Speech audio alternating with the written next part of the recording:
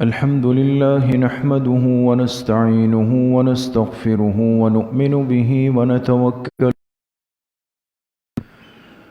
ونعوذ بالله من شرور أنفسنا ومن سيئات أعمالنا من يهده الله فلا مضل له ومن يضلل فلا هادي له ونشهد أن لا إله إلا الله وحده لا شريك له ونشهد أن سيدنا وسندنا ونبينا ومولانا محمدًا عبده ورسوله صلى الله تعالى عليه وعلى آله وأصحابه أجمعين. أما بعد فأعوذ بالله من الشيطان الرجيم. بسم الله الرحمن الرحيم. في صحف مكرمة مرفوعة مطهرة بأيدي سفرة كرام بررة. وقال رسول الله صلى الله عليه وسلم: اللهم علمه الكتاب والحساب وقه العذاب. صدق الله وصدق رسوله النبي الكريم، ونحن على ذلك لمن الشاهدين والشاكرين والحمد لله رب العالمين. درود شریف پڑھ لیں. اللهم صل على محمد وعلى آل محمد كما صليت على إبراهيم وعلى آل إبراهيم إنك حميد مجيد. اللهم بارك على محمد وعلى آل محمد كما باركت على إبراهيم وعلى آل إبراهيم إنك حميد مجيد. میرے محترم دوستوں، بھائیوں اور بزرگوں، اللہ سبحانہ و تعالیٰ کا ہم سب پر بہت بڑا کرم اور احسان ہے کہ رجب کا مبارک مہینہ شروع ہو چکا ہے، اور اس مہینے کو ایک خاص فضیلت یہ حاصل ہے کہ اس کے شروع ہونے کے بعد جناب رسول اللہ صلی اللہ علیہ وسلم نے خود بھی ایک دعا مانگی ہے اور امت کو بھی ایک دعا سکھائی ہے، اس کی ترغیب دی ہے. بہت ساری چیزیں ہمیشہ ہم عرض کرتے ہیں کہ بہت ساری باتیں ہیں، بہت ساری چیزیں ہیں، بہت سارے کام ہیں. ہم اپنے ماحول کو، اپنے رہن سہن کو، ارد گرد کی زندگی کو دیکھ کر اس میں مشغول اور مبتلا ہو جاتے ہیں. اس کا نقصان یہ ہوتا ہے کہ اس کے نتیجے میں جو اصل عمل ہے، جو سنت طریقہ ہے، اس سے امت غافل ہو جاتی ہے. تو جو کرنے کا کام ہے، جو اللہ کی رضامندی کا کام ہے اور جو امت کو سکھایا گیا ہے، وہ عمل پس منظر میں چلا جاتا ہے، اور ایک انسان کے اپنی جذبات کی جو تخلیق ہوتی ہے، اپنی ذات اور ماحول سے جو بنایا ہوا ایک طریقہ کار ہوتا ہے، اس کو عروج مل جاتا ہے. جو رجب کا مہینہ ہے، اس میں ایک خاص بات جو میں نے عرض کی کہ جیسے ہی یہ مہینہ شروع ہوتا، اس کا چاند نظر آتا، تو نبی کریم صلی اللہ علیہ وسلم اس دعا کا اہتمام شروع کر لیتے: اللہم بارک لنا فی رجب و شعبان وبلغنا رمضان. یہ صحیح حدیث سے اس کا پڑھنا سنت ہے.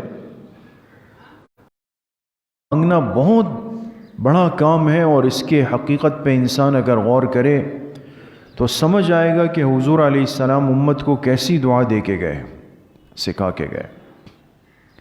اللہم بارک لنا فی رجب و شعبان. اے اللہ، ہمارے لیے رجب اور شعبان کے مہینے میں برکتیں فرما دے، برکتیں فرما دے. وبلغنا رمضان، اور اے اللہ ہمیں رمضان کے مہینے تک پہنچا دے.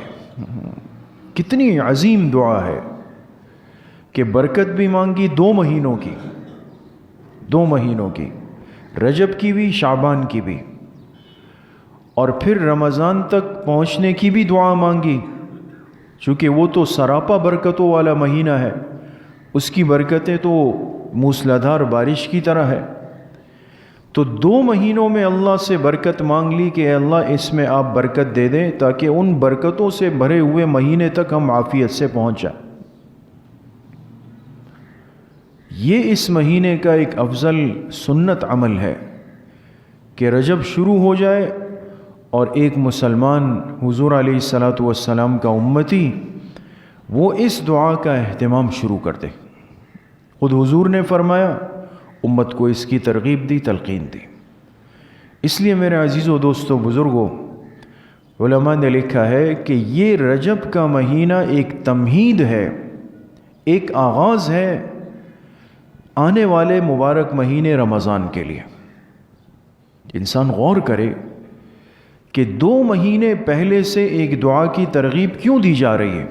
2 مہینے ابھی باقی تھے، رجب کا پورا مہینہ، شعبان کا پورا مہینہ، لیکن اس سے پہلے ہی دعا کی ترغیب دی کہ وَبَلِّغْنَا رمضان، اے اللہ ہمیں رمضان تک پہنچا دے ابھی سے۔ علماء نے فرمایا کہ ایک وجہ تو یہ ہے کہ رمضان کو 12 مہینوں میں خاص شان حاصل ہے، اللہ کی محبوبیت حاصل ہے، تو ایک کلمہ گو مسلمان اتنا قریب آ جائے کہ اس کے اور رمضان میں صرف 2 مہینوں کا فاصلہ ہو، 2 مہینے رہ گئے، تو قضاء و قدر، موت کے فیصلے تو اللہ کے پاس ہیں۔ اللہ چاہے تو یہ رمضان سے 1 دن پہلے چلا جائے، انسان کچھ بھی نہیں کر سکتا۔ تو ایک دعا دی کہ اللہ سے مانگ لو کہ زندگی میں جتنے رمضان حصے میں آئے ہیں، اس سال کا رمضان بھی قریب آ چکا ہے، کہیں میں اس سے محروم نہ ہو جاؤں، اے اللہ وہ بھی میری زندگی میں مجھے نصیب کر دے۔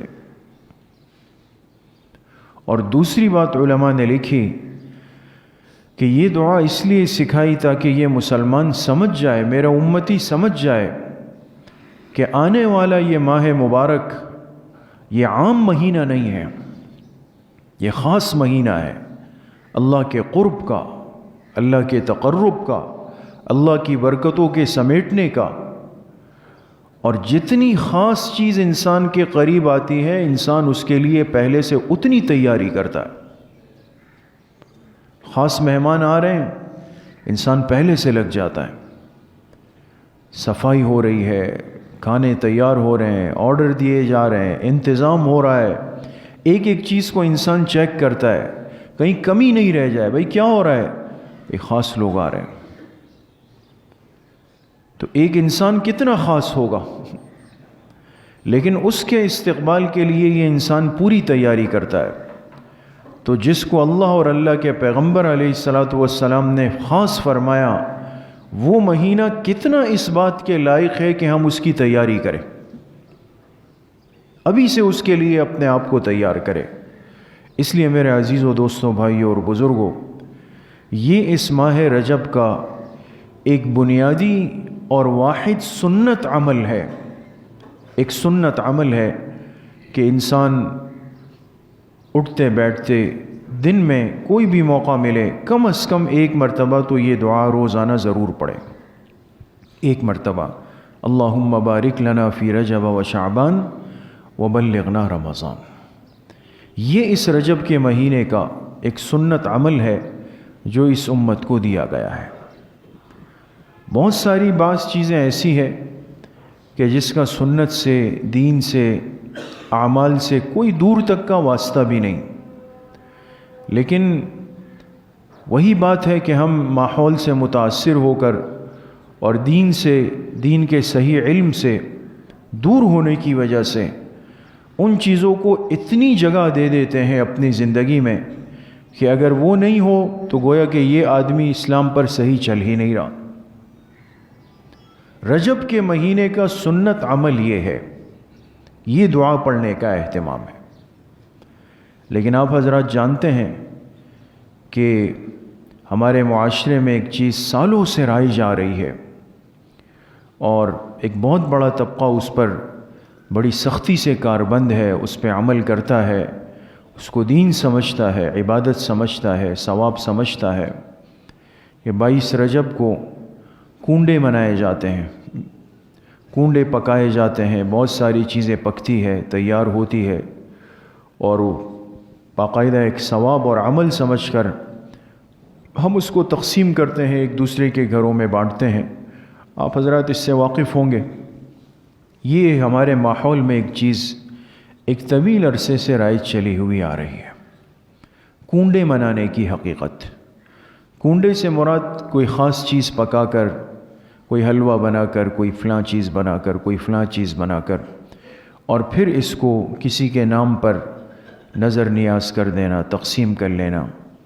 جیسے مشہور ہے کہ 22 رجب یہ حضرت امام جعفر صادق رحمہ اللہ تعالی رحمتاً واسعہ، یہ ان کی پیدائش کا دن ہے۔ لوگوں میں یہ بات مشہور کر دی گئی کہ یہ ان کی پیدائش کا دن ہے، لہٰذا اس مناسبت سے جو آدمی 22 رجب کو کنڈے بنائے گا، حلوہ پوری بنائے گا، اور پھر اس کو خود کھائے، بلڈنگ میں، علاقے میں تقسیم کرے، اس کے اتنے فضائل ہے، یہ مراتب ہے، یہ مناقب ہے، یہ فضائل ہے اس کے۔ اس لیے شروع میں نے آپ حضرات سے عرض کیا کہ ہماری بدقسمتی کہہ دے کہ ہم ان رائج چیزوں میں مبتلا ہو کر دین کے صحیح اعمال سے غافل ہو چکے ہیں۔ سنت طریقے آج امت کی زندگیوں سے نکل رہے ہیں۔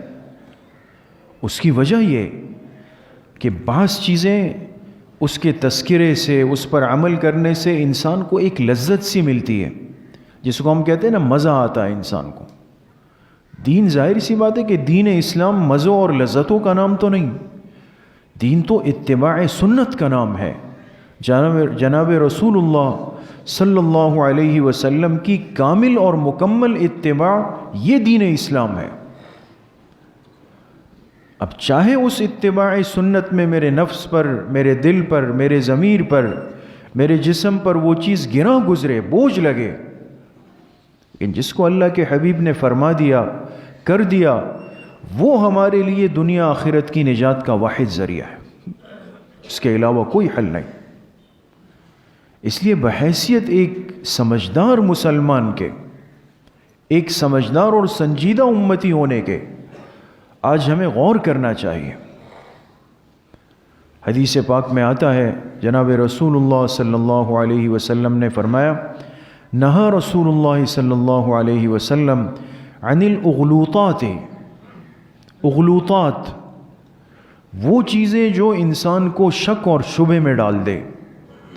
حضور علیہ الصلاۃ والسلام نے منع فرمایا اس کام سے جو حضور کی امت کو شبہات کے اندر ڈال دے،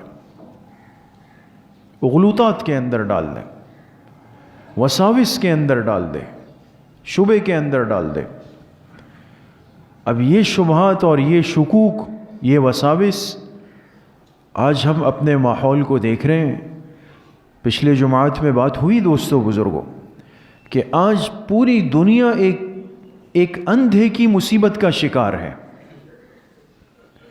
شاید کسی انسان کو اس کی حقیقت کا ادراک ابھی تک نہیں ہے، لیکن ایک فضا بنا دی گئی، ایک ماحول بنا دیا گیا، ایک بات کو پھیلا دیا گیا کہ بھی ایک خطرناک چیز ہے، اور ایسا ہے، اور ایسا ہے، اور ایسا ہے۔ کسی کو دیکھ لیا تو لگ جائے گا، کسی کو ہاتھ لگا دیا تو لگ جائے گا، کسی سے مس ہو گئے تو لگ جائے گا، فلاں پہ جلدی لگتا ہے، فلاں کو دیر سے لگتا ہے۔ کیا ہے، کہاں ہے، کس طرح ہے، کوئی اس کی حقیقت سے واقف نہیں ہے۔ لیکن یہ کیا ہوا؟ کیوں ماحول پریشان ہو گیا؟ اس لیے کہ ایک شکوک و شبہات پھیلا دیے گئے، وہ باتیں جس سے انسان پریشانی کا شکار ہو جائے بس۔ باقی یہ بات کی بات ہے کہ ہمیں پتہ چلے کہ بھئی یہ کیا تماشا تھا، اس کے پیچھے کیا کہانی بن رہی تھی، اور کیا کھیل ہوا ہے امت کے ساتھ۔ لیکن فی الوقت میرے دوستو بزرگوں، صورتحال یہ ہے کہ امت پریشان ہو گئی ہے، اور حرمین الشریفین کے داخلے بند کیے جا رہے ہیں۔ آپ حضرات کے علم میں آنا جانا وہاں بند ہے۔ وہاں لوگوں کو کہا گیا کہ آپ 72 گھنٹے ہیں، آپ نکلیں۔ باہر والوں سے کہا گیا 72 گھنٹے ہیں، جو آنا چاہے آ جائے۔ کیا ہوا ہے؟ جو ہمارے ایمان کے مراکز ہیں، جو توحید کے مراکز ہیں، جس مقامات سے ساری زندگی امت کو کہا گیا کہ ہمیں توحید خالص چاہیے، معمولی سے عمل کو شرک بدعت کہہ کر لوگوں کو تنگ کیا گیا۔ اب وہ ایک اڑائی ہوئی بات سے وہ توحید کے ماننے والے اتنے پریشان کیوں ہو گئے؟ سب سے بڑے توحید کے علم بردار موحدین، جن کے پاس ایمان کے مراکز ہے، جن کو اللہ نے اتنی بڑی سعادت اور مقام دیا ہے، روئی زمین پر ایسی جگہ جہاں موجود نہیں ہے، وہ لوگ کیوں ایک کہانی اور افسانے سے متاثر ہوئے؟ اور اب خانہ کعبہ کے ارد گرد ایک مخصوص دیوار بنا دی گئی۔ اب کوئی طواف کرے گا تو خانہ کعبہ کے غلاف کو ہاتھ نہیں لگا سکتا۔ دوستو، یہ ہم کتنی محرومی کی طرف جا رہے ہیں دوستو۔ خدا نہ خواستہ وہ وقت زندگی میں نہ آئے کہ یہ امت حجر اسود اور خانہ کعبہ کی دیوار کو ترس جائے، اور ہم صرف تذکرے سنیں اپنے بڑوں سے کہ ایک وقت تھا ہم حجر اسود کو بوسہ دیتے تھے، ایک وقت تھا ہم خانہ کعبہ کے غلاف سے لپٹتے تھے، ایک وقت تھا ہم ملتزم پہ دعائیں مانگتے تھے۔ ایسا نہ ہو کہ یہ ہمارے لیے، آنے والی نسلوں کے لیے ایک کہانی بن جائے۔ اس لیے میرے عزیزوں، دوستوں، بزرگوں، یہ سارے نقصانات کس وقت پیدا ہوتے ہیں؟ جب انسان اپنے جذبات کو دین کہتا ہے اور اتباع سنت کو اپنی زندگی سے نکال لیتا ہے۔ ترک اتباع سنت کے نقصانات آج دنیا اپنی آنکھوں سے دیکھ رہی، اپنی آنکھوں سے دیکھ رہی ہے۔ اس لیے میرے عزیزوں، دوستوں، بھائیوں اور بزرگوں، اس نعمت ایمان پر، صحیح دین پر، دین کے صحیح علم پر، دین کی صحیح سمجھ رکھنے والوں پر، اور دین کی صحیح سمجھ امت کو دینے والے علماء پر آج ہمیں ان کی بڑی قدردانی کی ضرورت ہے، بڑی قدردانی کی ضرورت ہے۔ تو یہ چیزیں کیا ہے کہ 22 رجب آئے، حضرت امام صادق جعفر صادق رحمہ اللہ کی پیدائش ہے، لہٰذا آپ کنڈے منائیں۔ اس چیز کی حقیقت کیا ہے؟ کیا اس دنیا میں صرف ایک امام پیدا ہوئے ہیں؟ اتنی بزرگ ہستیاں دنیا کے اندر آئی ہے، تو ان کی پیدائش پر کیوں نہیں؟ یہ بحیثیت ایک مسلمان کے بات عرض کر رہا ہوں۔ اگر کسی کے ہاں کسی مسلک و مشرب میں یہ عبادت ہوتی ہے، بالکل ہو، ہمیں اس سے کوئی سروکار نہیں، وہ اپنی ترتیب پہ چل رہے ہیں۔ لیکن ہم مسلمان کیوں مجنون پاگل ہو جاتے ہیں؟ کیا ہمارے پاس ہمارے دین کی صحیح شکل نہیں ہے؟ دین کا راستہ نہیں ہے؟ جو مسلمان نماز جیسی فرض عبادت سے غافل ہے، دور ہے، بالکل نمازوں کو زندگیوں سے نکالا ہوا ہے، فرائض آج ہماری زندگیوں سے دور ہے، واجبات دور ہے، محرمات میں بہت درجے تک ہم مبتلا ہو چکے ہیں، ان چیزوں کی کوئی پرواہ نہیں ہے۔ کتنی فرض نمازیں میری جماعت سے رہتی ہے اور ہماری مسجدوں میں کیا صورتحال ہوتی ہے، اس پر کسی کا دل نہیں دکھ رہا، آج کوئی پریشان نہیں ہے۔ لیکن اگر ایک رائج چیز کسی نے نہیں کی، کسی کے گھر 22 رجب کو کنڈے حلوہ پوری نہیں بنی، تو آپس میں دو مسلمان الجھنے کے لیے بالکل تیار بیٹھے ہیں۔ ایک کہے گا یہ وہابی ہے، دوسرا کہے گا یہ فلاں ہے۔ کنڈوں پر مسلمان لڑنے کے لیے تیار ہے، نظر و نیاز پر لڑنے کے لیے تیار ہے، ایصال ثواب اور قرآن خوانیوں پر لڑنے کے لیے ایسے تیار ہے جیسے کفر اسلام کی جنگ ہو رہی ہے۔ بہت آسان سی بات ہے، اس کو کہہ دو یہ گستاخ ہے، اس کو کہہ دو یہ مشرک ہے، وہ کہے گا یہ اسلام سے خارج ہے، یہ کہے گا یہ اسلام سے خارج ہے۔ کتنا ایک تماشا امت کا بن چکا ہے۔ اس لیے میرے محترم دوستوں، بھائیوں اور بزرگوں، دین کو سنت کی روشنی میں سمجھنے کی ضرورت ہے۔ اصل دین کیا ہے؟ ایک مسلمان کے کرنے کا کام کیا ہے؟ رجب کے مہینے کی غالباً آج 17 تاریخ ہے، 17 رجب ہے۔ کتنے ساتھیوں نے ہم میں سے رجب کی یہ مسنون دعا پڑھی تھی؟ کتنے ساتھی، کتنے مسلمان اس واحد اور افضل سنت کی طرف متوجہ تھے؟ وہ نہیں ہے نا، وہ زندگیوں میں نہیں ہے۔ لیکن بہت سارے مسلمان آنے والے بدھ 22 رجب کے لیے تیار بیٹھے ہوئے ہیں کہ ہمیں یہ چیز بنانی ہے، یہ پکانا ہے، یہ تقسیم کرنا ہے، یہ تقسیم کرنا ہے، یہ تقسیم کرنا ہے۔ خرافات حقیقت روایات میں کھو گئی، یہ امت خرافات میں کھو گئی۔ خرافات ہماری زندگیوں کا حصہ بن گئے دوستو بزرگ۔ اس لیے دین کی صحیح شکل پر عمل کرنا، کہ انسان صاحب ادراک ہو، اتنا بیدار مسلمان ہو کہ اس کو اپنے دین کا علم ہو کہ مجھے کیوں ترغیب دی جا رہی ہے، کیوں ماحول بنا 22 رجب کو کنڈوں کی تقسیم کا۔ کچھ اس کی پیچھے کی کہانی بھی چیک کریں دوستو بزرگوں، کیا ہے۔ ہم ہر سال عرض کرتے ہیں کہ ایک مسلمان کے لیے 22 رجب کا مطلب کچھ اور ہے۔ صحابی رسول صلی اللہ علیہ وسلم، اور صحابی بھی معمولی صحابی نہیں، کوئی چھوٹے درجے کے صحابی نہیں، بڑی شان والے صحابی حضرت امیر معاویہ ابن ابی سفیان رضی اللہ عنہ، ان کی وفات کا دن ہے، ان کی وفات کا دن ہے۔ وہ صحابہ جو اس امت کے محسن ہیں، معیار ہے، ہادی ہے، ان کے ساتھ انسان کے دل کا جذبہ کیا ہونا چاہیے؟ کوئی سوچ سکتا ہے کسی صحابی کے ساتھ اس درجے کا بغض رکھنا، عناد رکھنا کہ ان کی وفات کے دن انسان کہے کہ بھئی حلوہ پوریاں تقسیم کرو، ہمارے مسلمان ان سے آگے بڑھے ہوئے، کچھ پتہ ہی نہیں ہے کہ میرے ساتھ کھیل کیا ہوا ہے۔ اس لیے میرے عزیزوں، دوستوں، بھائیوں اور بزرگوں، حضرت معاویہ رضی اللہ تعالی عنہ وہ صحابی ہے جن کو فرمایا گیا خال المسلمین۔ خال جانتے ہیں عربی میں خال کس رشتے کو کہتے ہیں؟ عربی میں خال کہتے ہیں ماموں کو، ماموں کو خال کہا جاتا ہے۔ حضرت معاویہ رضی اللہ عنہ کی بہن حضرت ام حبیبہ رضی اللہ تعالی عنہا، یہ حضور علیہ السلام کی زوجہ مطہرہ ہے، ازواج مطہرات کے اندر شامل ہے۔ تو اس رشتے سے حضرت معاویہ رضی اللہ عنہ امت کے کیا ہوئے؟ امت کے ماموں کہلائے۔ علماء نے ان کو خال المسلمین لکھا، اور اتنے بڑے درجے کے صحابی ہے، اتنی بڑی شان والے صحابی ہے۔ حدیث پاک میں آتا ہے، ترمذی شریف کی روایت ہے، حضور علیہ السلام نے فرمایا اللہم اجعلہ ہادیا مہدیا واہد بہ، اے اللہ اس معاویہ کو ہادی بنا، مہدی بنا، اور اس کے ذریعے سے لوگوں کو ہدایت نصیب فرما۔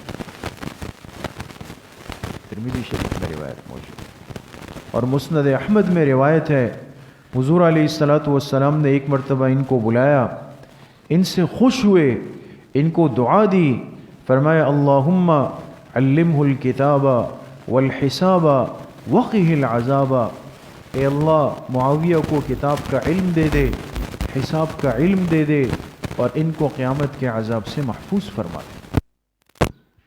حضور سے دعائیں لینے والے صحابی، اور آپ علیہ السلام نے فرمایا، سنن ابن ماجہ میں روایت ہے، فرمایا یبعث اللہ معاویۃ یوم القیامہ وعلیہ رداء من نور الایمان، فرمایا قیامت کا دن ہوگا، اللہ میری امت میں سے حضرت معاویہ کو اس حال میں اٹھائیں گے کہ معاویہ پر ایمان کے نور کی چادر ہوگی۔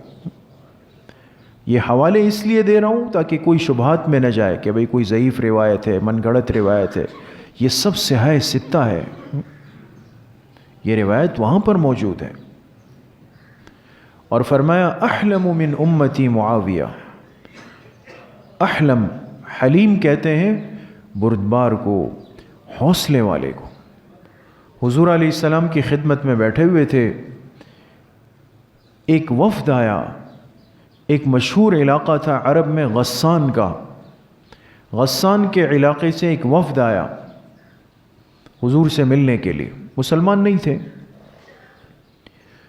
تو جو اس وفد کے ساتھ غسان کے بادشاہ کا بیٹا بھی آیا، جو شہزادہ تھا وہ بھی آیا، حضور کے ساتھ بیٹھے، حضور سے باتیں کی، سنی، پھر جب رخصت ہونے لگے تو فرمایا کہ میں آپ کے لیے اپنے ملک غسان سے کچھ ہدیے لایا تھا، وہ بھول گیا اپنی سواری میں، تو آپ کسی خادم کو بھیج دیں تاکہ میں وہ ان کے ہاتھ بھیجوا دوں۔ سواری مدینہ سے باہر کھڑی تھی۔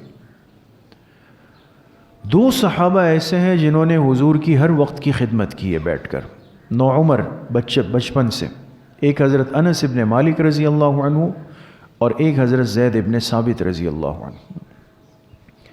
تو اتفاق سے دونوں خادم موجود نہیں تھے، دونوں نہیں۔ حضرت معاویہ رضی اللہ عنہ یہ بالکل نوجوان تھے، یہ بیٹھے ہوئے تھے۔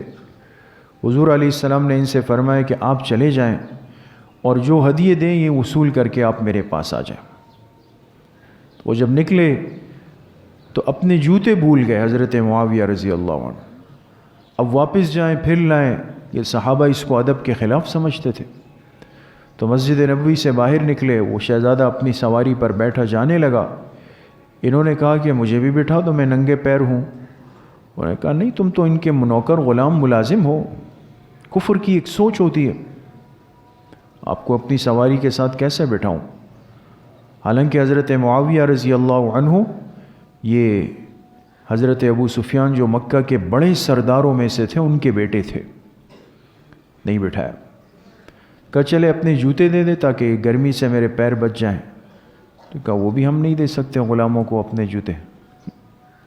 6 میل کا سفر کیا ننگے پیر، وہاں جب گئے وہ ہدیے دیے، پھر واپس چل کر آئے تو پیروں میں آبلے پڑ گئے، کھال اتر گئی۔ حضور علیہ السلام نے دیکھا، فرمایا معاویہ کیا ہوا؟ تو انہوں نے فرمایا اس طرح میں نکلا تھا لیکن بھول گیا جوتے، اور پھر وہاں سے واپس آ گیا۔ آپ نے فرمایا احلم من امتی معاویہ، فرمایا میری امت کا سب سے بڑا حوصلے والا آدمی معاویہ ہے، احلم فرمایا ان کو۔ تو میرے دوستو بزرگوں، یہ چند روایات میں نے آپ حضرات کے سامنے نقل فرمائی ہیں۔ احادیث کا ایک ذخیرہ بھرا ہوا ہے، اور سب سے اہم بات ایک مسلمان کو معلوم ہونا چاہیے کہ وہ خوش نصیب صحابہ جنہیں حضور علیہ السلام نے وحی کے لکھوانے کے لیے منتخب کیا، وحی جو آسمان سے جبرائیل علیہ السلام لے کر آئے۔ آپ خود بتائیں کہ وحی کی ذمہ داری انسان کسی غیر ذمہ دار کو دے سکتا ہے جس پر اطمینان نہ ہو؟ 13 صحابہ ہے، 13 صحابہ، یاد رکھیں تعداد، 13 صحابہ ہے جنہوں نے وحی لکھنے کی خدمت کی ہے، 13۔ اور 13 میں سے 6 نمبر پر آپ نام دے کے علماء نے نام جمع کیے، 6 نمبر پر حضرت معاویہ رضی اللہ عنہ کا نام آتا ہے۔ ایک بات۔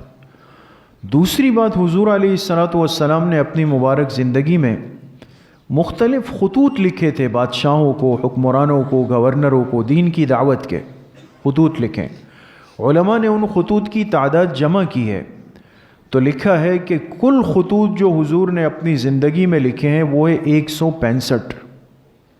کل تعداد کتنی ہے؟ 165 تعداد ہے۔ اور عجیب اللہ کی شان دیکھیں کہ 165 میں سے 133 خطوط حضرت معاویہ نے لکھے، اتنی بڑی تعداد میں۔ لیکن ہماری لاعلمی کا اور ماحول سے، رسم و رواج سے متاثر ہونے کا یہ عالم ہے کہ شاید یہ باتیں ہمارے لیے بالکل نئی اور اجنبی ہیں۔ جو صحابی کاتب وحی ہے، جن کے ہاتھ سے اللہ کا کلام لکھوایا گیا، جن پر اتنا اعتماد کیا گیا، ان میں ایک نام حضرت معاویہ ابن ابی سفیان رضی اللہ تعالی عنہ کا ہے۔ اس لیے میرے عزیزوں، دوستوں، بھائیوں اور بزرگوں، ہمیں ان چیزوں کا ادراک کرنا چاہیے، صحیح سنت طریقے پر عمل کر کے رسم و رواج والی زندگی سے نکلنے کی ضرورت ہے۔ رجب کے مہینے کی واحد افضل سنت میں نے عرض کر دی کہ وہ کون سی دعا کا اہتمام ہے؟ اللہم بارک لنا فی رجب و شعبان وبلغنا رمضان۔ رمضان جب تک نہ آئے مسلمان اس دعا کا اہتمام کرے۔ باقی اس کے علاوہ یہ کنڈے ہیں اور یہ فلاں ہے اور یہ فلاں ہے، یہ سب باطل پرستی کے طریقے ہیں۔ اللہ پاک مجھے بھی آپ سب کو صحیح عمل کی توفیق نصیب فرمائے۔ الحمدللہ رب العالمین، والصلاة والسلام على سید الانبیاء والمرسلین سیدنا و مولانا محمد وآلہ واصحابہ اجمعین۔ یا اللہ یا ارحم الراحمین، ہمارے صغیرہ کبیرہ ظاہراً باطناً ہر طرح کے گناہوں کو معاف فرما دے۔ یا اللہ پوری امت کے گناہوں کو معاف فرما دے، اپنی رضا والی زندگی نصیب فرما دے، نفس اور شیطان کے وساوس سے ہماری حفاظت فرما دے۔ یا اللہ اپنی معصیت سے، اپنی نافرمانی سے، اپنی ناراضگی سے ہماری حفاظت فرما دے۔ حضور علیہ الصلاۃ والسلام کی صحیح اور سچی محبت نصیب فرما دے، پوری زندگی اتباع سنت میں گزارنے کی توفیق نصیب فرما دے۔ جتنے بیمار گھروں میں ہیں، اسپتالوں میں ہیں، اس مجلس میں ہیں، اللہ پاک سب کو صحت کاملہ عاجلہ نصیب فرما دے۔ جتنے پریشان حال ہے، جس قسم کی پریشانیاں ہیں، یا اللہ سب کی پریشانیوں کو ختم فرما دے۔ جتنے مرحومین مرحومات دنیا سے جا چکے ہیں، یا اللہ سب کی مغفرت فرما دے۔ ہم سب کا خاتمہ بالایمان و بالخیر نصیب فرما دے۔ ہماری دعاؤں کو اپنے فضل و کرم سے، فضل و رحمت سے اپنی بارگاہ میں قبول اور منظور فرما دے۔ وصلی اللہ وسلم علی نبینا محمد وآلہ وصحبہ اجمعین برحمتک۔